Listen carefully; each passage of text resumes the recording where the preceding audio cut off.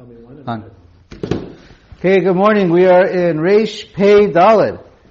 Shir sponsored for a full shlema for ציון Reuven ben Shaindel. Reish Pei Daled Bet. Im Chal Rosh Chodesh b'Shabbat. Ein Hamaftir Maskir Shel Rosh Chodesh Klal. So when it gets to the Haftorah, we don't mention Rosh Chodesh at all, right? We don't. If that's our minhag, when it's Rosh Chodesh on Shabbos. Why? Because the only reason why you're saying the Haftorah is because of Shabbos. That's the only reason. If there's no Haftorah for Rosh Chodesh, so you don't mention it at all. V'yesh omrim she'afal pi she'eino mazkir b'chatima shel Rosh Chodesh. There's another opinion that says even though we don't mention it when we say Baruch Atah Hashem at the end, right? Mechadesh Chodeshim, you wouldn't say that. But mazkirin oto b'toch habracha. But you do mention it derech agav in the middle of the long part of the bracha. She'omer et Yom HaManoach hazeh for Shabbos, v'et Yom Rosh Chodesh hazeh, that you add that part in. The minhag kisvara harishona, but that's not the minhag, it's like the first, what we mentioned first. Okay. Gimel. Yeah? Yeah, Gimel. Tzarich lechaven lebirkot hakorim b'Torah lebirkot hamaftir v'yaneh achareim amen. The people, the whole tzibur should listen to the brachot, listen and answer amen. What's so important? V'ya'alu lo lahashlim minyan mea brachot shechaser minyanam b'Shabbat. Because we know every day we want to say 100 brachot, and on Shabbos we're missing because Shemona Esrei is only seven brachot instead of 19. So then, so you want to try and chaperine as much as you can of the mea of extra brachot you take from other people. You can listen. Any bracha that you listen to and you say amen can count. Now, do you have to say amen b'dafka, or just listening is enough? So generally we say shomea ka'ona. So it is a big discussion. Madani Yom Tov on the Rosh, where it's the source of this is, it says it's lav dafka. You do not need to say amen. You're yotze just by listening. But some want to say that actually it makes a difference. Pri Megadim comes up with a whole little differentiation that since you're not using it to be yotze the mitzvah, you're not getting any actual usage out of the bracha, you have to say amen to be as if you actually said it to count from your brachot. But we know, let's say by eating, maybe you don't need to say amen because you're eating. Anyways, different opinions. Do you have to say amen or not for it to count? But in general, you are yotze anytime you need to be yotze for shomea ka'ona, even without answering amen, as long as you listen and you have a mind to be, both of you really need to have a mind to be yotze. Okay? Just, Mishnah Berurah once again points out that that you don't answer amen in the middle of a bracha arucha, a very long bracha, you don't answer amen in the middle. So, examples after Hani'amarim be'emet and after emet v'tzedek in the Birkas Haftorah, we don't answer amen because that's in the middle of a bracha. So it goes like one bracha. What? To the 100 brachot. Yeah, if you answer amen or just listen, perhaps it does count. For one or for four? No, for each bracha counts. So if here you can get a whole bunch of them, 7 from the maftir, and everybody else you get a couple. Okay, Gimel. Daled. Katan yachol lahaftir. The halacha is, a katan is allowed to do the haftarah. He's allowed to get maftir, he's allowed to lane, and he's allowed to read the haftarah. That's the ikar halacha. The general minhag by Ashkenazim is not to, but that is the ikar halacha. Hagav, v'im karu lamaftir mi she'en yodea lomar haftarah. Now this really can be whether it's a gadol or a katan. But anyways, a person you call up to do a maftir, he gets the maftir, he lanes the aliyah, but then you realize, wait a sec, this guy can't do the haftarah. I don't know, he can't say the bracha, he can't read the psukim, really, that's what it's usually talking about. Yachol achel omra, someone else can do it. Aval lechatchila asur lasot came. So lechatchila, whoever gets the aliyah maftir should do the haftarah, but it doesn't have to be. If there's any reason not to, like you realize the guy can't do it for whatever reason. Okay, now, L'maisa nowadays shows have a couple little different minhagim how to deal with it, because often it's normal to have a person. It depends. You're reading from a cloth. Often you have a Baal Koreh who's reading the psukim, and someone else says the brachot. So this could also be done, but whoever says the brachot should certainly read along himself quietly, if not. Okay? Im nishtatek hamaftir be'emtza haftarah. If in the middle of reading the Haftorah, the guy was reading the Psukim, the Navi, and then all of a sudden he loses his voice and he can't continue anymore. So what happens? So you get a replacement. You get someone else to start reading. And generally, I think the custom is we do not say a new bracha rishona. We had this before in Hilchos Birchas Haftarah, and that's the general practice. He just continues. But where? Does he continue where he left off or from the beginning? So So when you get a replacement in the middle of an aliyah, or here in the middle of the Haftarah, the second guy who comes up doesn't start reading the psukim from the middle, from where he left off. So you go back just like you start reading from the beginning of the aliyah. Here too, you start all over the psukim from the beginning of the Haftarah. Shnayim lo yomru Haftarah b'pam achad, and two people should not be reading the Haftarah out loud at the same time. The trei kalila mishtamai, because it says in the Gemara, you don't have two people say at the same time, Kriyas Torah or the Haftarah, because it's hard to concentrate and then you end up hearing nothing. This week is Purim, so it's different halacha when it comes to Purim. When it comes to reading the Megillah or Hallel, you can have even 100 people reading, that's not a problem. Okay. Let's go on. Okay. Vav. Ein hamaftir maftir at sheyigmor hagolel liglol hasefer Torah. So a maftir doesn't start the Haftorah reading until after whoever's doing glila rolls it up and finishes with the basic glila, or at least maybe putting on the mitpachat over it. Depends what kind of sefer Torah you have. So at least cover it up with the initial mitpachat, the Torah cloth or the case, and then you're good to go. Then you can start reading. The Mishnah Berurah says the main reason is because who's ever doing the Galila also wants to listen word for word. So you have to give him a chance to finish. Okay, so this way he can also listen. Okay, Zayin, and read along. Zayin, b'Shabbat sheparshiot mechubarot. When you have two parshiot that are together, a double parsha we call it, maftirin v'haftarah parsha shniya. So you do the Haftarah on the general rule is you read the Haftarah after the second Haftarah, the second parsha. Because the Haftarah generally follows the maftir. Okay. Fine, we'll get to later. So here the Rama goes on a little tangent because where else is he going to put it? So this is that right after Kriyas Torah, before Ashrei. This is for Ashkenaz, and for the most part, what he's going to say, but not only. V'nagu lahaskir achar kriyat Torah nishmat hametim. Now is the time to do hashkava or haskara for the neshamot, the deceased. Ulevarech haoskim b'tzorchei tzibor, and then you say a bracha for those who are oskim for the tzibor, working hard for the tzibor. Kol makom lefi minhago, whatever the custom is. Now's the time to say whatever all the extra little tefillos you're going to put in. V'nohagin lomar yakum purkan, and there's of course the custom to say yakum purkan. V'ein bazeh mishum iser techin of the Shabbos.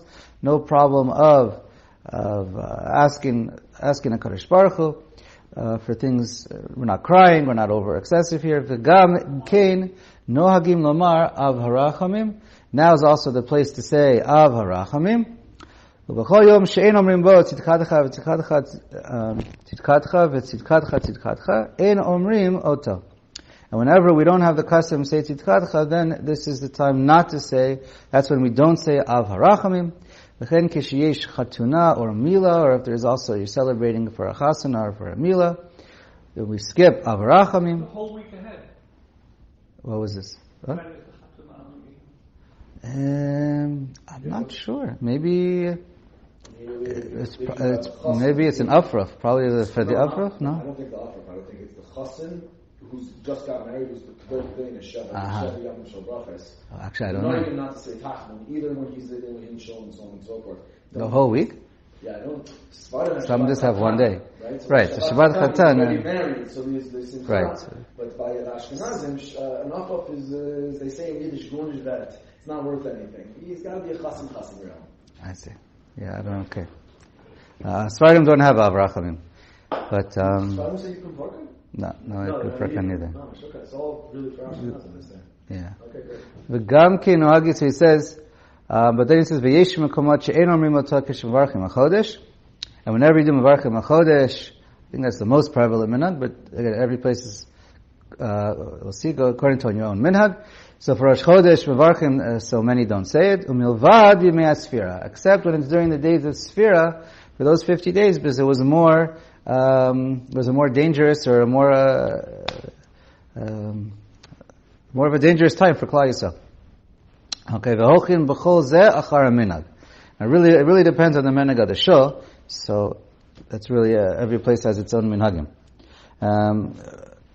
We briefly mentioned, but Mishnah Berurah points out this is you want to say all these things before Ashrei, because once you get to Ashrei, ideally there shouldn't be much of a hefsek. I know many shuls the Rav speaks then, but ideally there shouldn't be a hefsek between Ashrei and between Musaf, because there's only one Kaddish.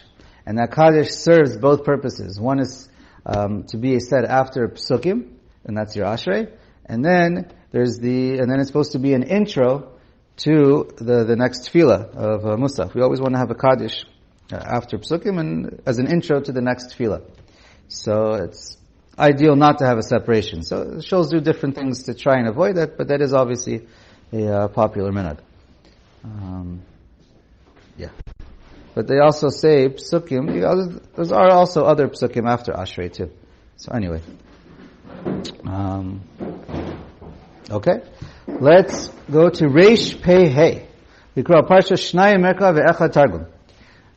Just point out, the Levush says, he points out from the Parsha of Shmot. I'm not exactly sure what's the significance, but it says ve'ele Shmot b'nei Yisrael. So ve'ele chayav Adam likrot a Parsha. Shmot, the Shnayim Mikra ve'echad Targum, b'nei Yisrael, the all Klal Yisrael are chayav. Except for the women though, anyway. Shmot's a new chance for people who got lazy to get back into it. But, okay. Chazal say it's very important to do Shnayim Mikra ve'echad Targum, and whoever does it every week, Marichin lo yamav u'shnotav. He gets a long life. It's a bracha from Chazal, so if you believe in Chazal, you'll take this seriously. Okay. Interesting to point out, I'm not sure how he knows. The Orach Chaim writes that the minhag of the halacha, the din of Shnayim Mikra ve'echad Targum, was actually established by none other than Moshe Rabbeinu. Moshe Rabbeinu, when he said we have to read the Torah every week without having 3 days of break, right? Monday, Thursday, Shabbos morning. So then at the same time he was mataking that we should all read Shnayim Mikra ve'echad Targum. Interesting. Where did Targum come from? Was there a Targum from Onkelos? So the Gemara, so the Tanchuma says in Parshas Kitisa, the end of Parshas Kitisa, which is this week's Parsha too. It's interesting, at Purim and Kitisa this week. It says Al Pi Advarim. It says the Ktav Al Pi Advarim. So the Tanchuma says Al Pi Advarim refers to Targum. Targum was given at Har Sinai. The Torah was given both B'Lashon HaKodesh and in Aramaic. Why Aramaic? That was the Jewish language, apparently. It was. It may have been even more prevalent than. It was probably more prevalent than Hebrew, perhaps. Certainly in most places, other than usual, right. So when everyone says Lo Shinu et Lashonam, we all assume that means Hebrew, right? It could be, it refers to Aramaic. You just didn't take upon Egyptian. Why were the Jews speaking Aramaic? Because all their mothers spoke Aramaic. They come from Lavan Arami.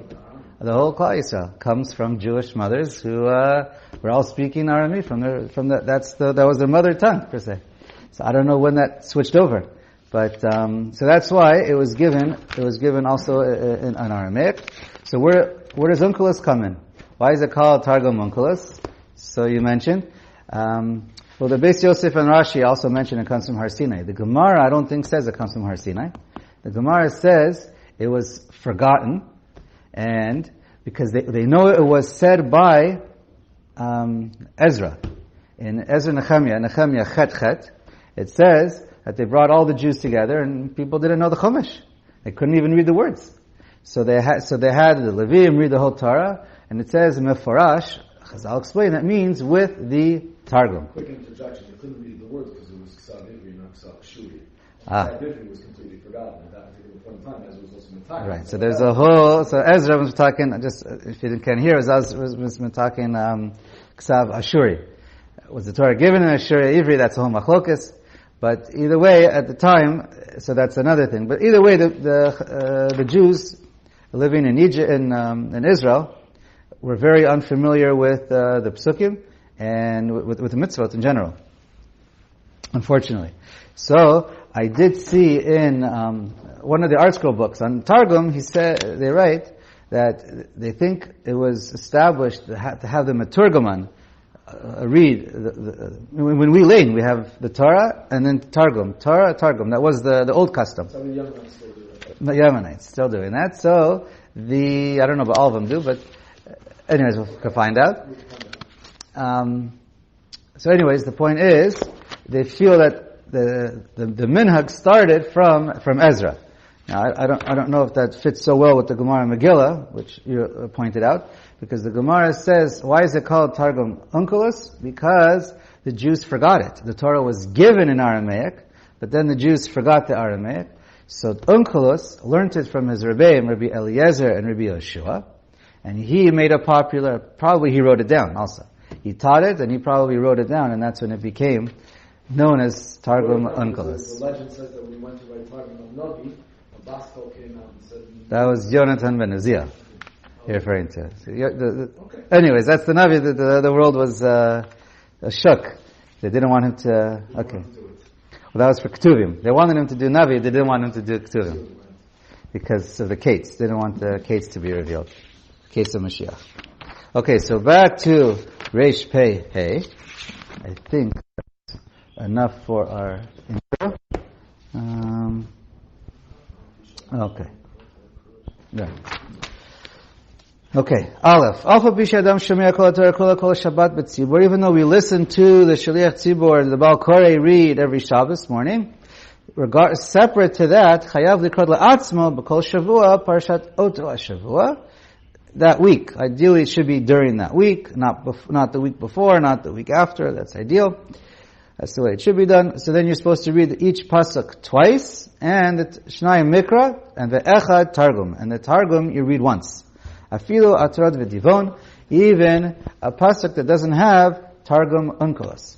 Now there is a Targum Yerushalmi, so the discussion, should you read that, what do you do with that pasuk, where there is no Targum Onkelos? You either can read Targum Yerushalmi, or you read that pasuk a third time. That's the two main. Okay, just interesting. Really, it's from before the Haftorah. Why is it lashon maftir Haftorah? Why is that lashon of Haftorah? Where does that come from? You know the word like we have by maftirin Pesach Achar Afikomen. Why don't we have? What is the lashon of Haftorah or maftir? Because when two people, it means when you save something or something that's done at the end. That's really what it means. It's basically the literal translation. Where does it come from? So I heard from Rav Weiner, perhaps because milashon nifteru zemizeh. When two people are by each other, when they leave, you say nifteru from zemizeh. So there's a lashon. I don't know which came first, but you see that when people leave at the end, then it's, anyway, that's where the lashon comes from. Okay. Now, as far as how to do it, so there are different opinions what you should do, how to do Shnayim Rekavecha Targum, and really there is no rule.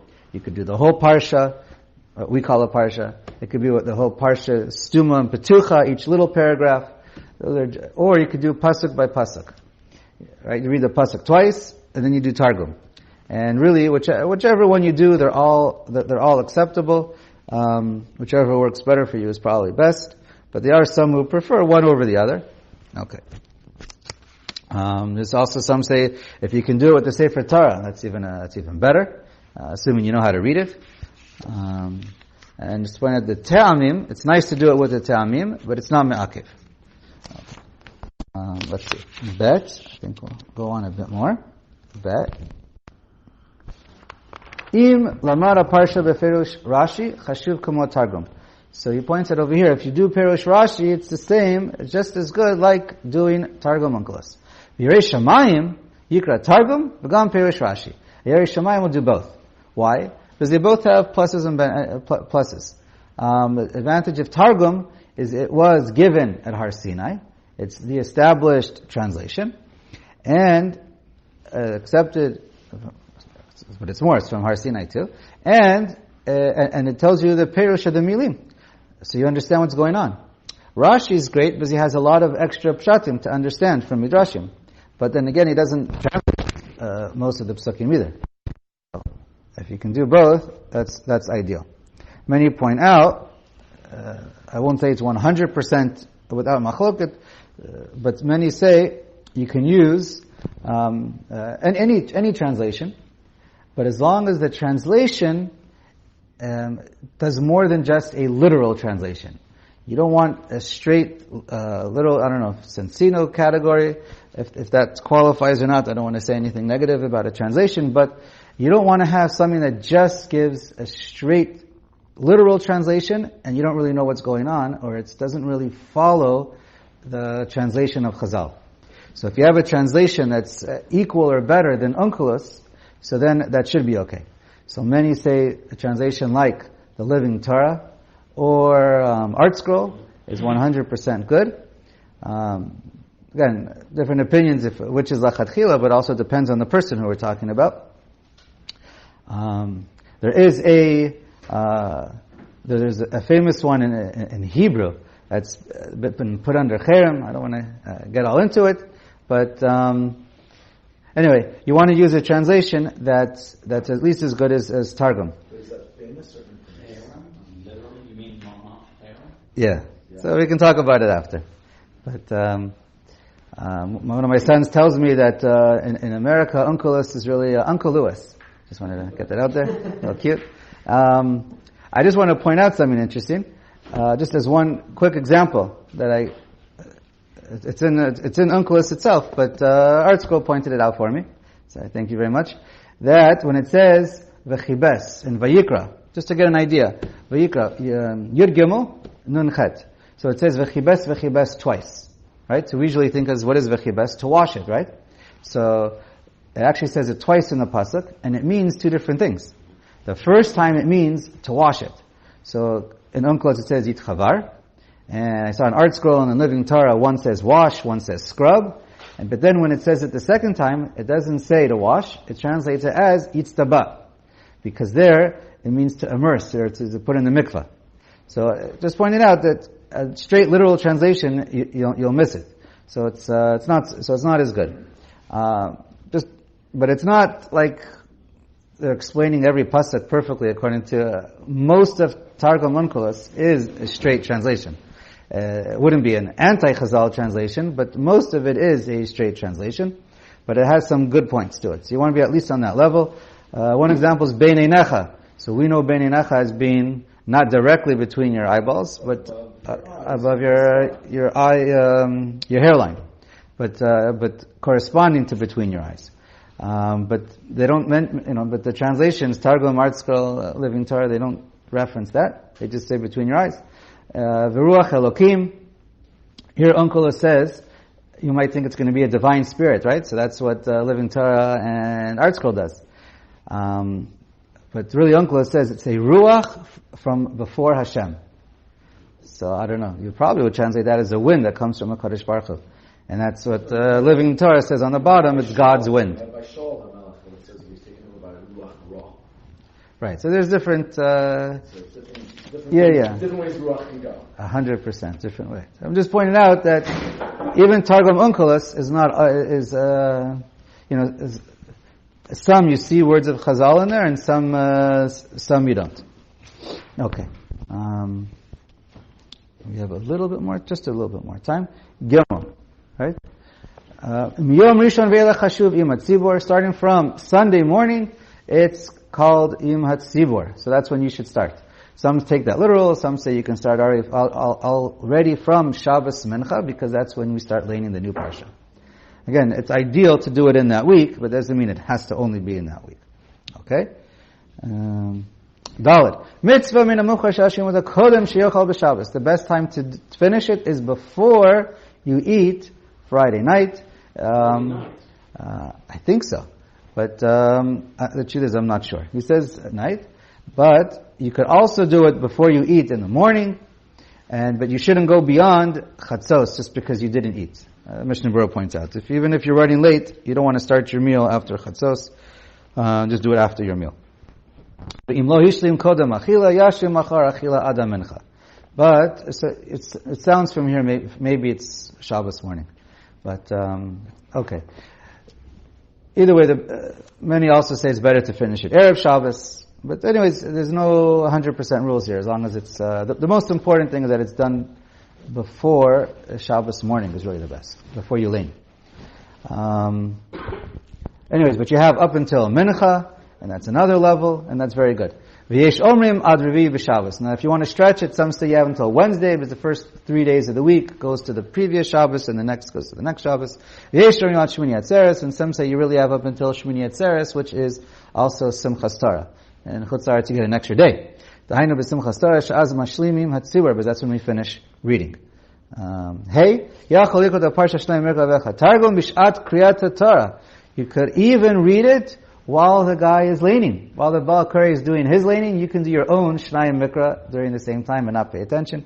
That is the halacha according to the Moran Shulchan Aruch. It's very clear. He says that we learned this before as well. But some say not so simple. Really, you should not do it that time. You should only listen. Mishnah Berurah quotes the Magen Avraham with a little bit of a pshara, a shita in between, that if lechatchila you can do it word for word, but very quietly so that nobody else hears you. And that's another way to save yourself some time. Vav. Malamdei tinakot ein tzrichim lachzor v'likot haparsha b'Shabbos. If in cheder you're teaching the kids the whole parsha with the proper explanation, you do not need to do your own Shnayim Mikra v'echa targum as you just did it with the kids. They point out that many times though you're not doing Targum or Rashi, you're just explaining it a little bit. So then you should do your own, if you say the Psukim twice, then at least say the Targum yourself.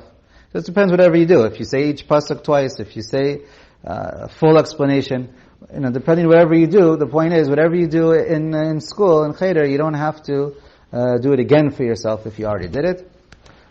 Same thing if you're preparing laning. Obviously preparing laning counts as twice.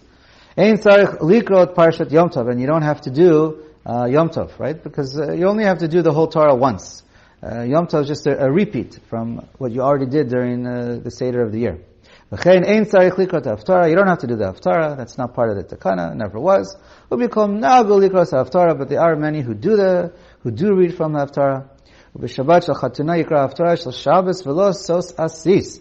And then whenever you read, it just because it's a Shabbat Chatan, you don't change the Haftarah because there's a Chasan or a Mila. You do whatever the minhag is based on the Parsha.